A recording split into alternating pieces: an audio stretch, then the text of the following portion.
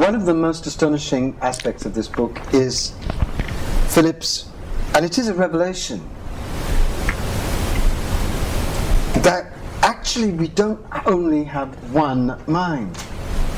We have two minds, and one is in the belly. And I would love it if you would really help us to that discovery and how you got to this knowledge. And maybe you could read that extraordinary passage that you wrote, or perhaps you'd want to explain it before you read it. Yeah, no, it's an amazing story. And it made me realize to what extent what we absorb from our culture is a story that is intolerant of certain information and welcomes other information. So it was over 100 years ago that an anatomist in Chicago detailed the brain in the belly. He wrote a tome called The Abdominal and Pelvic Brain. His name was Byron Robinson. It was outlined in detail, and he called this brain the center of our life. There's no room in our hedist culture for this information. We forgot about it. Johannes Langley, who detailed the autonomic nervous system, said there are three divisions: the sympathetic, the parasympathetic, and the enteric nervous system. The enteric nervous system is our rediscovery of that brain in the belly. His book was a classic, but maybe no one read it because the enteric nervous system is forgotten. They teach that there are two parts to the autonomic nervous system, the sympathetic and the parasympathetic. The third is forgotten. There's no room for this female element, this female aspect of our consciousness. Finally, in the 1960s, Michael Gershon was studying serotonin. Serotonin is a neurotransmitter that is evidence of thinking. And he's finding serotonin in the gut. I said, what's going on here? And he looked into it and realized that there is... Now the brain in the belly, I want you to understand, it's not a subsection of the brain in the cranium. It is autonomous, it thinks, it perceives, it acts, it remembers. And 9 times more information go from the brain in the belly up the vagus nerve to the cranium than the other way around. And this brain in the belly, I came to understand, is honored in many, many cultures. We mentioned the Japanese. It's honored in the Mayan culture, in the Chinese. They just understand. You know, the belly is called the mind palace in Chinese medicine. And the big question for me was, how do you talk about the difference between these brains? And the answer for me is, okay, the brain in the cranium is where we can consciously think. The brain in the belly is where we can consciously be. Now, if you are living in your head, your thinking is detached from your being. Your thinking is running around and round and round, chasing after all its constructs of the world and rearranging them and shaping them. But as far as a bridge to the pulse of reality, to the stillness that underlies all things, doesn't exist. So we try to fix the world, or we try to fix our lives from a place of detached idea that is a tyranny. And a construct. And an absolute construct. A self-made prison, in fact. And freedom is the ability to drop your center of consciousness out of the head and let it travel down to the Greek place of mind and diaphragm, and down even further to the Indo-European place of relationship. So if you look into the roots of our language and you look at navel, it turns up in Indo-European, Proto-Indo-European, as a word that means it gave us the hub of a wheel. Now, when the Europeans came up with metaphors, the Indo-Europeans, they're not being fancy or clever. They're telling you what the body feels in the world, how they understand the world. So the hub of a wheel is the still place around which all else revolves. That the authentic relationship is actually a marriage between these two minds, because we need both. Absolutely. Describe that marriage, because the sacred marriage of the two kinds of brain, what you could call the sacred masculine brain, that's deepest truth is detachment and clarity and analysis, yes, and the sacred feminine brain in the enteric nervous system, whose deepest truth is relationship and profound intuitive understanding. So in our very structure, we have the secret of the new kind of wisdom that could save our world. Here's the marriage as I understand it, in a metaphor.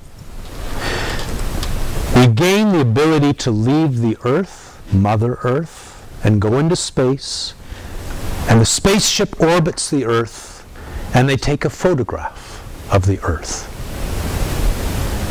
They bring that photograph back and they say, look, this is us.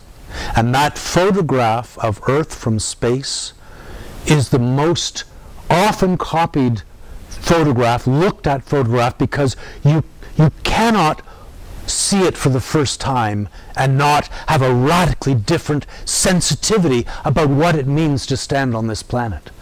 So that's the story. How do we parse the story? What you're saying is that the masculine, when it is really adoring the feminine, can take clear snapshots of it, make clear constructs that actually further life instead of massacre life. If they are brought back home. Right. If they are brought back home. The consciousness in our belly is the place of integration. The consciousness in the head is where we gain perspective. As the astronaut gains a perspective of the Earth, or we gain a perspective of this or of that. The duality of subject-object is created by living in the head. You create an object of the body, and the subject ends up in the head. Subject-object doesn't exist until you're in the head. It's a critical, valuable tool for us to use. But very dangerous. Yes. Because it's so seductive. Because its clarities are seductive.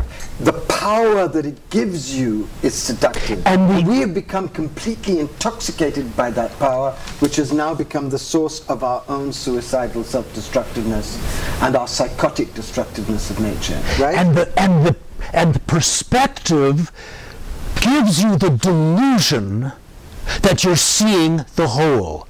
A perspective can never see the whole. But you think you get enough information, you gather enough bits and pieces of perspective, and it'll equal a whole. Never will. You take a picture of the Earth, you're taking a picture of one side, and there's a whole other side you cannot see. You get a perspective on anything, you're not seeing the whole. We can never gain knowledge that will add up to a whole, even though that's the quest that the detached male consciousness sets for itself. So what does it mean to bring a perspective home? We spend our lives gathering perspectives, and we gain more and more, and we don't know how to integrate. And of course our lives feel shattered in bits and pieces, because integration isn't a part of our consciousness. We don't know what that means. So can I do an exercise? Absolutely. But can we say one more thing before you do the exercise? Because it's very important. No.